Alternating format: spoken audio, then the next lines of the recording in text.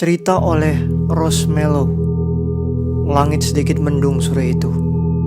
Air hujan sudah selesai membasahi tanah.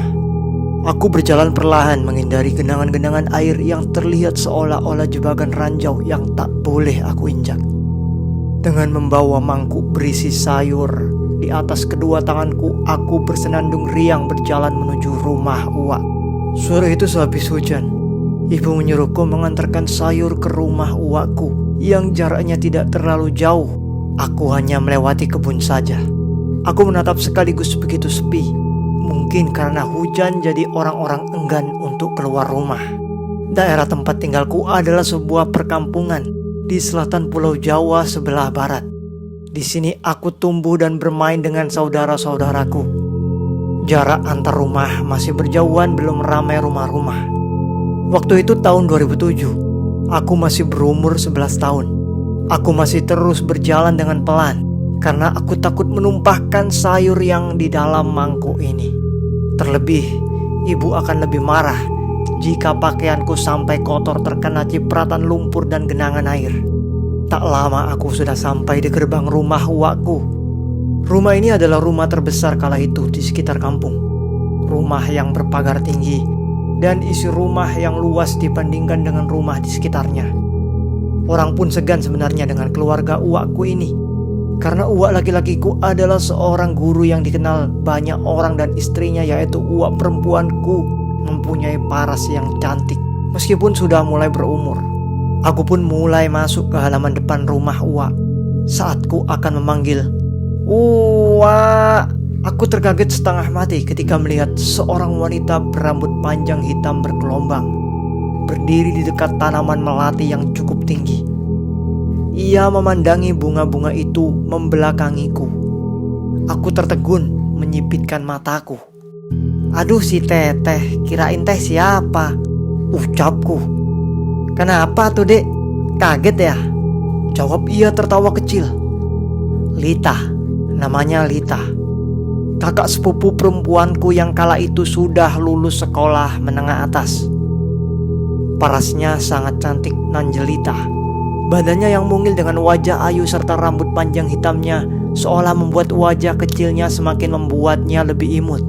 Aku rasa wajah cantiknya ia dapatkan dari ibunya. Lita pun menjadi primadona di kampung ini. Banyak laki-laki yang ingin sekali menjalin cinta dengannya. Tapi itu bukan perkara mudah.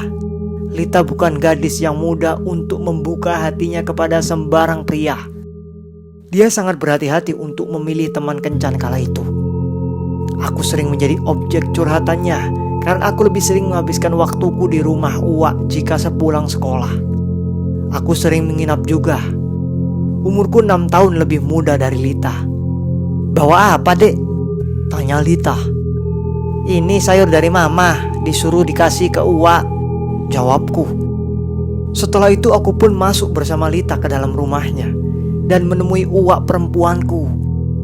Di dalam sana terlihat uwakku duduk sambil memegang gelas di lengan kirinya dengan selimut memeluk tubuhnya yang sedari tadi terlihat menggigil. Ternyata uwak sedang sakit. Ia baru saja selesai meminum obatnya dan bergegas akan pergi beristirahat kembali. Saat bangun dari duduknya, ia melihatku datang dan langsung memanggilku. "Kamu bawa apa, Dek?" "Ini, Wak, aku bawa sayur dari mama," ucapku. "Aduh, ngerepotin bibi atuh ya," jawab uwak sembari menahan batuk. "Iya, gak apa-apa, Wak, kata mama uwak lagi sakit ya," tanyaku. "Iya ganteng," jawab uwak. Setelah itu Lita mengambil mangkuk yang sedari tadi di atas telapak tanganku dan pergi ke dapur. Aku melihat sekeliling sembari duduk menikmati camilan yang ada di meja ruang tamu rumah itu. Aku pun mulai berjalan menuju ruangan yang biasa digunakan bermain game ketika aku berada di rumah uwak. "Okta gak ada di rumah ya, Teh?" teriakku di depan pintu ruangan itu. "Iya, gak ada, lagi main di luar kayaknya," jawab Lita dari arah dapur. Okta adalah adik Lita yang umurnya lebih tua dariku 4 tahun. Kami sering menghabiskan waktu dengan bermain game di sini. Niatku hari itu ingin bermain game dengan Okta. Jadi aku putuskan untuk bermain game sendiri saja. Waktu menunjukkan pukul 18.30. Aduh, belum sholat maghrib pikirku. Aku langsung bergegas mengambil air wudhu ke kamar mandi. Tiba-tiba pintu rumah Uwak diketuk dengan keras dan memanggil nama Uwak perempuanku. Aku tersentak kaget dan langsung pergi ke kamar Uwak perempuanku. Uwak, bangun, di luar ada yang memanggil," kataku sembari menggoyang-goyangkan badan Uwakku yang sedari tadi terbaring lemas. Lita yang sepertinya mendengar suara itu juga lekas berlari menuju pintu depan rumah. Bingung, Lita melihat kerumunan orang menggotong seseorang yang tidak lain adalah bapaknya, yakni Uwak laki-lakiku. Di situ terdengar teriakan Lita yang membuatku langsung berlari ke arah luar rumah dan meninggalkan Uwak perempuanku yang masih belum terbangun. "Bapak!" teriak Lita dengan kaki yang bergetar hebat. Aku melihat Uwak laki-lakiku tergolek tak berdaya, terlihat sangat lemah dan pucat. Aku tidak mengerti apa yang terjadi dengan Uwakku itu. Lita hanya menarik-narik kerah kaosku sembari menangis sejadi-jadinya. "Innalillahi wa inna ilaihi roji'un," ucap salah satu pemuda. Aku tidak menghiraukan perkataan pemuda itu dan langsung mempersilahkan para warga yang menggotong Uwakku untuk masuk ke dalam rumah. Aku hanya menatap kosong melihat Uwakku terbujur. "Pak Yadi sudah meninggal, Neng," ucap salah satu warga. Petir seperti menyambar Lita. Dia menjerit-jerit tidak karuan menangis hebat tanpa menghiraukan orang-orang yang di sekitarnya. Aku hanya bisa terdiam tanpa sepatah kata pun. Aku pegangi Lita yang sedari tadi meronta-ronta. Aku hanya memandangi saja, hingga petir pun mengeluarkan suaranya dengan keras. Air langit pun menghujam tanah dengan lirih, membasahinya tampak mengerti dengan kesedihan yang Lita rasakan. Decit suara ranjang dari arah kamar Uwakku terdengar lirih. Uwak perempuanku terlihat gontai berjalan pelan dengan wajah yang sudah bercucuran air mata. Ia melangkah dengan gemetar dan kemudian terjatuh pingsan. "Bapak!" Suara keras menggema dari arah luar bercampur dengan suara derasnya suara hujan. Seorang anak lelaki basah kuyup memaksa menembus kerumunan warga yang sedari tadi berdatangan. Okta tak kalah histeris melihat bapaknya sudah tak lagi bernyawa. Tangisannya tak kalah hebat. Aku tak sanggup lagi memandangi momen buruk seperti ini, hingga kujatuhkan air mata dan memeluk Lita. Uwakku seperti bapak kandungku sendiri.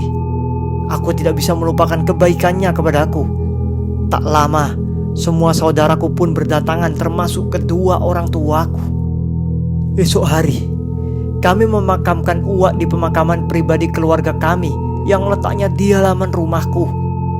Bapakku mempunyai rumah dengan halaman yang lumayan luas, sekaligus pemakaman pribadi yang hanya diisi oleh keluarga kami saja.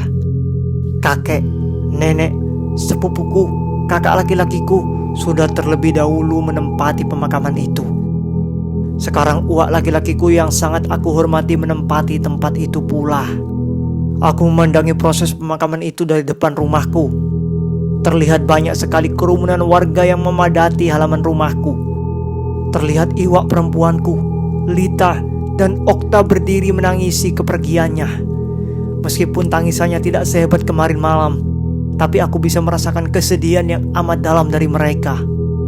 Dalam lirih lantunan adzan, dua ibu-ibu mengatakan sesuatu.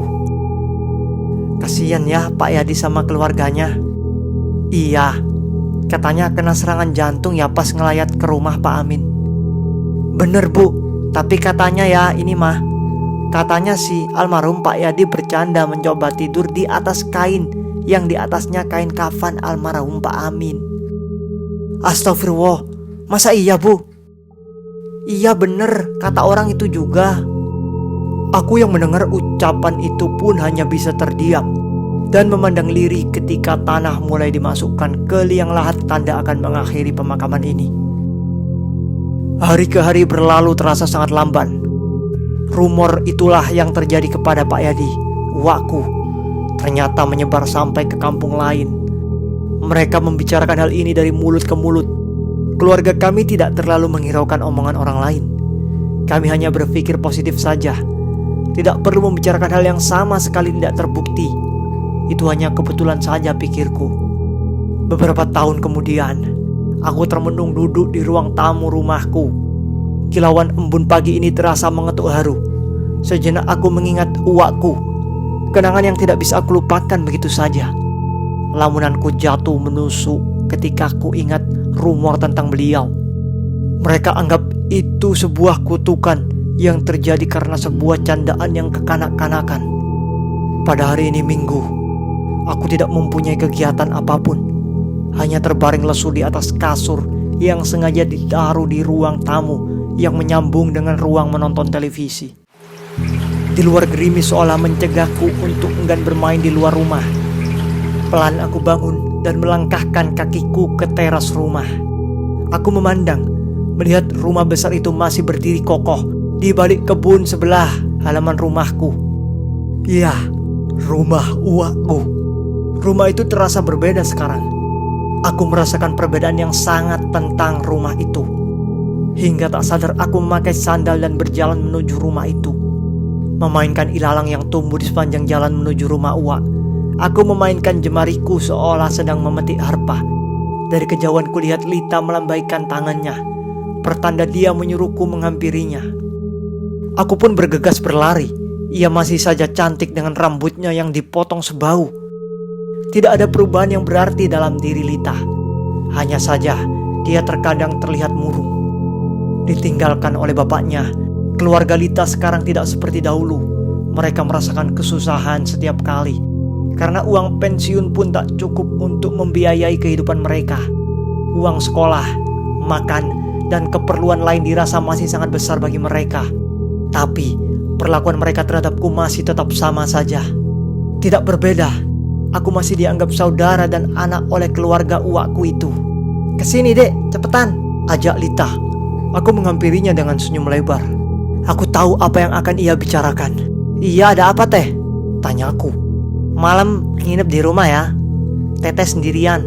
Jelas Lita sambil masuk berjalan ke dalam rumah. Kenapa? Uak kemana? Terus Okta kemana? Kataku bingung. Lita hanya menjawab jika Uak dan Okta pergi ke kota B, kampung halaman Uak perempuanku. Aku pun seharian bermain game di rumah Uak, ditemani Lita yang sama bermain game kesukaannya juga waktu itu. Hingga kami terlalu fokus, tidak terasa langit sudah mulai gelap. Ditemani temaram lampu-lampu warga berwarna jingga keemasan dengan sayup suara azan maghrib bersautan. Kami pun memutuskan untuk pergi sembahyang. Karena di rumah ini ada lebih dari satu kamar mandi, aku memutuskan mengambil wudhu di kamar mandi di belakang di dekat dapur. Aroma pewangi lantai menerobos masuk rongga hidungku. Semua tampak sama dengan beberapa tahun lalu. Tak lama, aku pun selesai mengambil wudhu dan sholat maghrib. Setelah sholat, kami berdua memutuskan untuk memasak nasi goreng kala itu. Aku memang terbiasa dengan Lita melakukan hal ini. Ketika cabai yang kupegang akan kuiris, suara ketukan pintu depan menghentikan tawa kami berdua. Lita sontak berjalan menuju pintu depan, dan aku hanya meneruskan tugasku untuk mengiris cabai. Terdengar sayup dari arah pintu depan. Ajajang, ada perlu apa ya? Tanya Lita. Neng, kebetulan si ibu ada. Ucap pemuda tanggung dengan kulit coklat dan badan kurusnya berdiri tegak di depan pintu rumah. Si ibu gak ada, lagi keluar kota. Jawab Lita jelas. Oh gitu, gak kenapa-kenapa. Sebenarnya perlunya ke Neng Lita sih. Terang Jajang. Iya, mau apa ya? Jawab Lita. Di temaram halaman rumah, seseorang berjalan mendekat ke teras dan menghampiri Lita dan Jajang di depan pintu rumah. Iya, ini teman saya. Terang Jajang sedikit malu.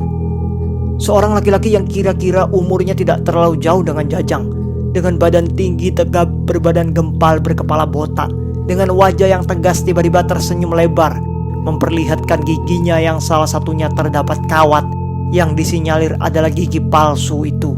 Tiba-tiba berbicara. Iya teh, nama saya Alan. Diri laki-laki itu memperkenalkan diri. Lita hanya tersenyum sedikit dan memperkenalkan namanya, dan kemudian hanya terdiam. Dalam bayangannya berpikiran negatif tentang laki-laki yang wajahnya saja baru dia lihat pertama kali. Lita tidak mendapatkan momen baik ketika melihat wajah laki-laki itu. Terus teh? Ucap Jajang seraya menyentuh bau Lita. Iya, silakan masuk ke dalam. ajak Lita. Lita pun langsung berjalan cepat menuju dapur. Aku yang sedang menggigit mentimun di kursi makan melihat Lita berjalan menuju ke arahku. Tangannya memukul bahuku. "Ih teteh, sakit, ada siapa?" tanyaku sedikit mengernyitkan dahi. Lita berjalan pelan menuju lemari yang berisi alat makan dan gelas-gelas. Diambilnya 2 gelas berukuran sedang dengan piring kecil dari rak paling bawah. "Teteh juga gak tahu, takut banget tadi," jawab Lita sembari bergidik. "Kenapa? Kan si Jajang bukannya itu?" terangku heran. "Iya, tapi bawa temen, kayak gak suka aja teteh ngelihatnya," jawab Lita sembari menuangkan air putih dari teko plastik. "Ya udah, terusin masaknya, teteh ke depan dulu," seru Lita sambil berjalan membawa nampan di atas tangannya dengan 2 gelas air putih.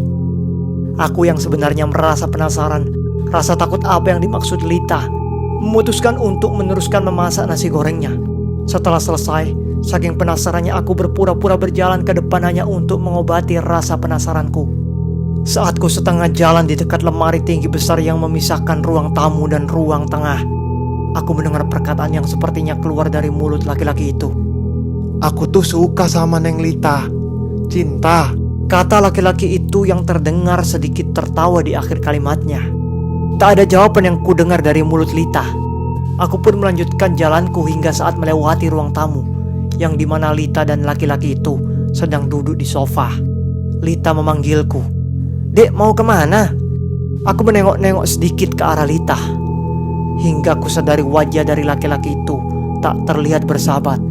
Seolah-olah dalam dirinya hanya ada kebencian. Serem dalam hatiku begitu.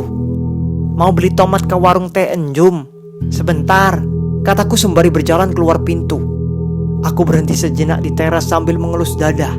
"Waduh, itu kok wajahnya gitu banget ya?" Ucapku dalam hati. Hingga sebuah tangan menepuk bahuku dari belakang yang membuatku kaget setengah mati. Dek." Aku hampir setengah berteriak dan membalikkan badanku. Apa sih Jajang? Ngagetin aja," ucapku kesal. Jajang hanya tertawa kemudian masuk ke dalam rumah. Aku yang berpura-pura tadi akhirnya ikut masuk lagi ke dalam rumah dan melewati Lita yang masih terduduk. Terlihat jelas kejijikan di wajah Lita. Wajahnya hampir tidak memperlihatkan rasa senang. Aku pun duduk di ruang tengah dan menyalakan TV. Beberapa menit kemudian, Lita berlari dari arah ruang tamu dan langsung duduk di sebelahku. Dan ternyata Jajang dan laki-laki itu sudah pulang. "Dek, teteh mah jijik sama cowok itu," jelasnya sambil mencubit lenganku. "Iya, tadi denger juga kok," kataku sambil setengah tertawa. Lita terlihat kesal melihat ekspresiku dan meluapkan kejijikannya terhadap laki-laki yang menurut Lita itu jelek dan tidak ramah. Aku hanya mencandainya. "Jangan bersikap seperti itu, nanti malah suka." Dia semakin membabi buta mencubitiku, hingga akhirnya kami memutuskan makan nasi goreng yang sedari tadi kami tinggalkan. Hari-hari berlalu, laki-laki itu semakin sering menghampiri rumah Lita. Lita tidak ada pilihan lain selain tetap mempersilahkan Alan masuk ke rumah. Hingga suatu malam, uakku memarahi Lita karena tetap menerima Alan masuk ke rumahnya. Meskipun terkadang Lita berpura-pura tidak ada di rumah, atau sedang sakit, atau sengaja menerimanya masuk tapi Lita berada di dalam kamar. Sedangkan Alan duduk sendiri di ruang tamu. Aku yang kala itu ada di sana pun hanya bersikap cuek terhadap Alan yang terlihat sangat bahagia sepertinya. Lita juga sebenarnya risih kepada Alan yang semakin lama malah semakin merasa jika dia bebas untuk pergi ke rumah Lita, hingga menimbulkan kebencian yang teramat dari dalam diri Lita terhadap Alan. Lita pun memberanikan diri untuk berbicara langsung kepada Alan. "Maaf Kang, mulai sekarang gak perlu kesini lagi ya. Lita gak suka sama kamu, jadi jangan kesini lagi," jelas Lita lugas. "Kenapa? Alan tuh suka sama Lita yang imut, cantik, dan kulitnya putih," jawab Alan sedikit kesal. Tanpa berbicara lagi, Lita langsung pergi meninggalkan Alan yang kala itu terlihat sangat kesal sekali. Aku yang berdiri di balik lemari ruang tamu hanya terdiam dan mengamati wajah Alan yang lebih seram dari biasanya. Kemudian Alan pun melangkah keluar. Berhari-hari Alan tidak pernah lagi menghampiri rumah Lita. Hanya sesekali saja aku melihat Alan pernah lewat di jalan depan rumah Lita mengendarai sepeda motor. Sambil menatap kesal melihat ke arah rumah Lita. Aku pun menceritakan itu kepada Lita. Lita hanya bergidik jijik mendengar itu dan bersikap bodoh amat. Suatu malam, aku menginap di rumah Lita. Waktu sudah menunjukkan pukul 11 malam. Suasana rumah sangat sepi karena semua orang sudah tertidur. Aku tidur di kamar Okta yang memang biasanya aku tidur di sana jika menginap. Tapi malam itu aku tidak tidur dengan Okta. Dia menginap di rumah temannya. Jadi aku hanya sendiri. Lita tertidur di kamarnya. Begitupun Uwa. Ketika itu, aku hampir jatuh dalam tidur yang lelap dan tiba-tiba terbangun. Terdengar suara anjing kencang sekali diikuti suara cekikikan seorang wanita yang tak kalah nyaring dari suara anjing itu. Aku sontak loncat dari ranjang, membuka pintu dan berlari menuju kamar uakku. Kulihat pintunya terbuka sedikit dan terlihat Lita sudah ada di pelukan uakku. Aku pun memaksa masuk ke dalam pelukan uakku hingga uakku memeluk kami berdua malam itu. Lirih suara anjing dan wanita yang kita anggap kuntilanak itu terdengar terkadang menjauh, terkadang sangat dekat sekali. Tak hanya itu, suara anak ayam membuat suasana malam itu semakin mencekam.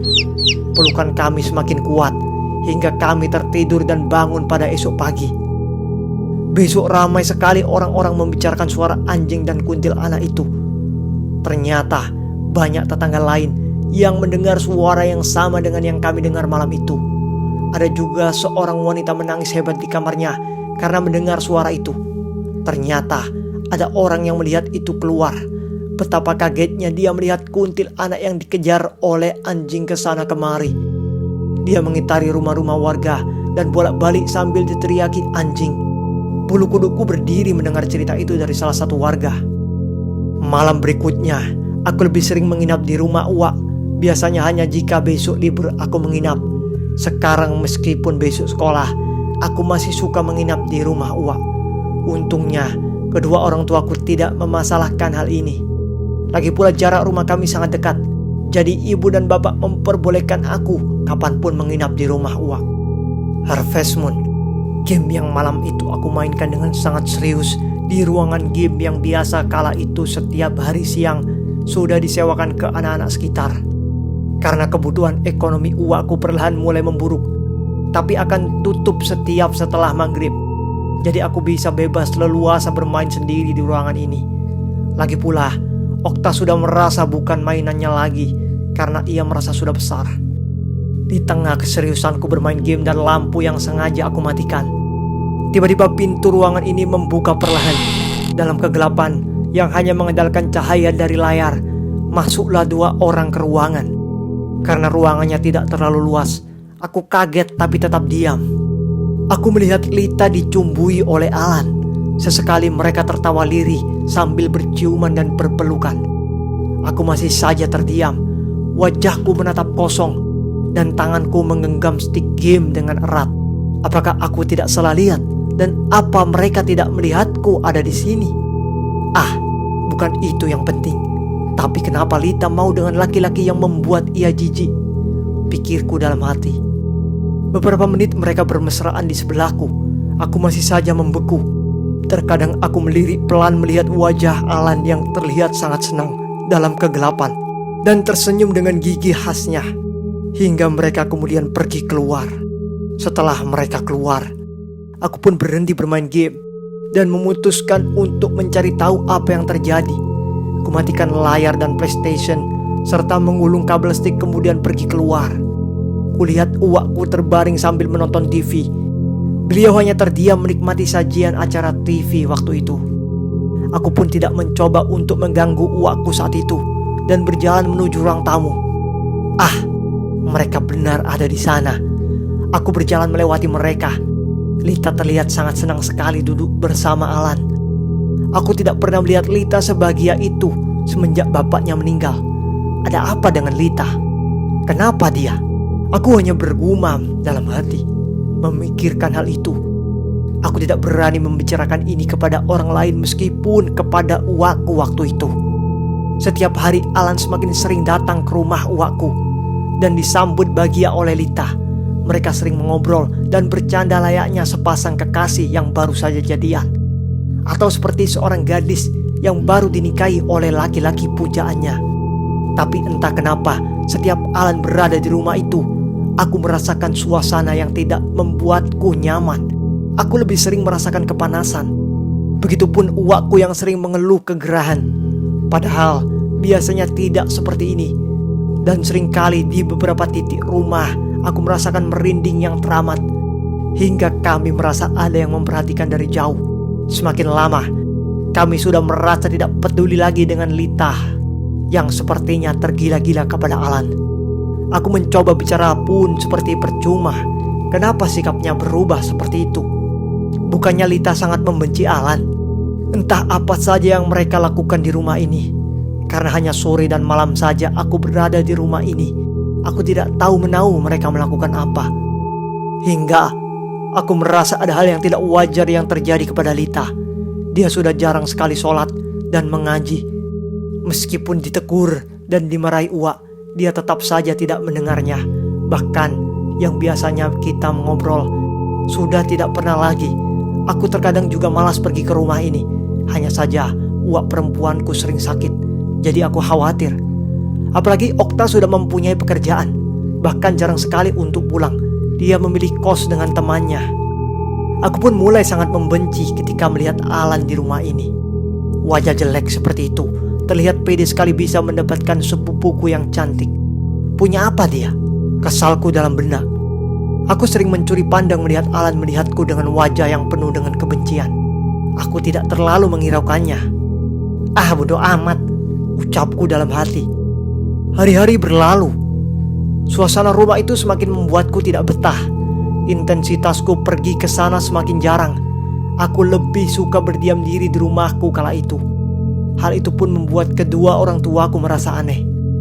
Kenapa, Dek? Gak ke rumah uak lagi? Ucap ibuku. Gak apa-apa, Mah. Bawaannya males, pengen di sini aja. Ucapku. Dek, lelaki yang di rumah uak itu siapa? Tanya ibu penasaran. Oh, gak tahu aku juga, Bu. Jawabku singkat. Ye, suka bohong gitu sama orang tua. Katanya sih mama dengar dari orang lain kalau itu pacarnya Teh Lita ya. Jelas ibuku. Aku hanya mengangkat kedua bauku. Tanda aku tidak tahu. Jelek banget cowoknya. Kok Lita cantik-cantik mau sama kayak gitu ya? Orang gunung ya cowoknya. Tambah ibuku. Gak tahu aku mah. Jawabku sambil pergi meninggalkan ibuku.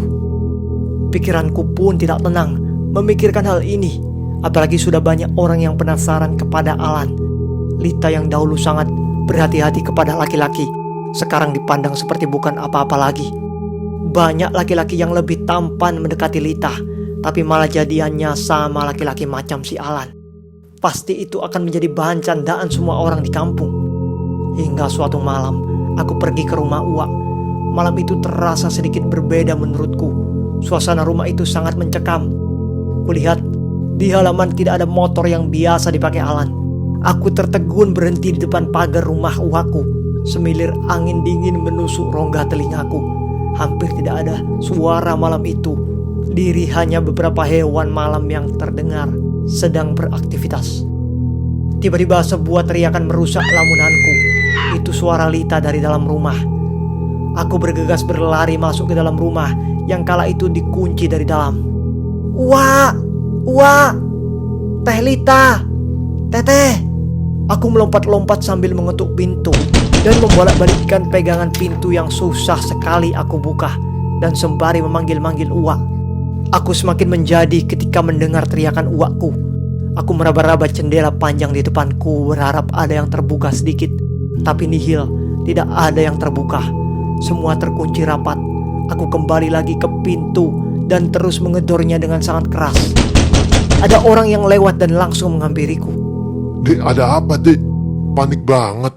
Kata pria tua itu. Mang Yanto menepuk pundakku.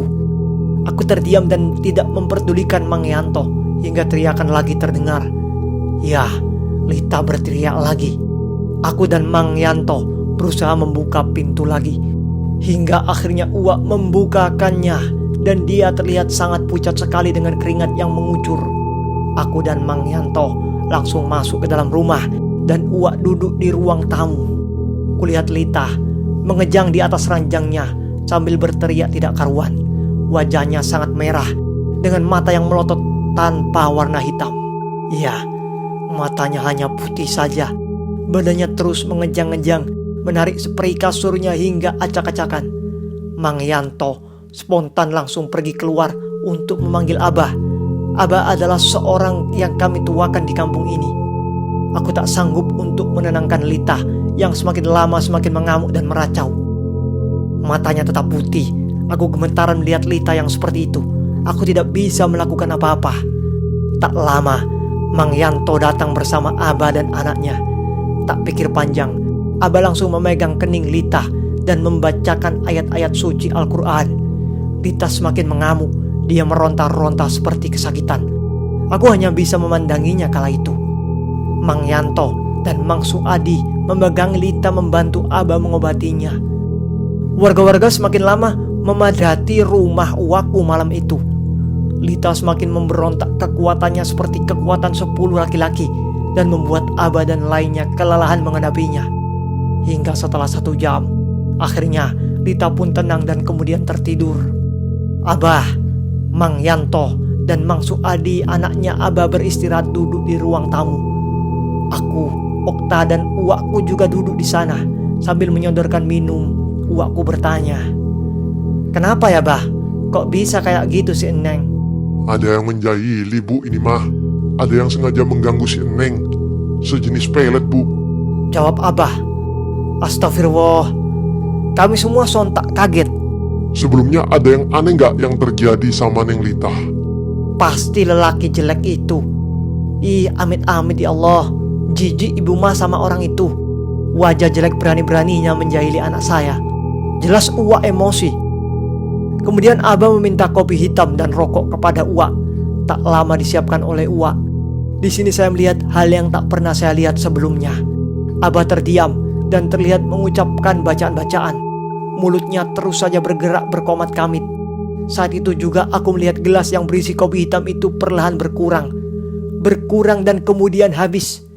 Begitupun rokok yang ditaruh saja kemudian dibakar. Dengan cepat rokok itu habis. Aku terheran-heran sekaligus merinding melihat hal ini dan tidak melepaskan pandanganku ke gelas kopi itu. Sebenarnya, saya sudah dimintai tolong oleh kakeknya anak-anak. Kakeknya Neng Lita. Tadi juga kan pas saya masuk ke rumah ini, ada almarhum di depan rumah. Sedang dia menunggu saya. Jelas Abah kepada kami. Setelah malam itu semua kembali normal. Alhamdulillah, tidak ada yang berani mengganggu Lita lagi. Semoga ini menjadi pelajaran untuk kita semua agar berhati-hati kepada seseorang. Akan tetapi, bersambung.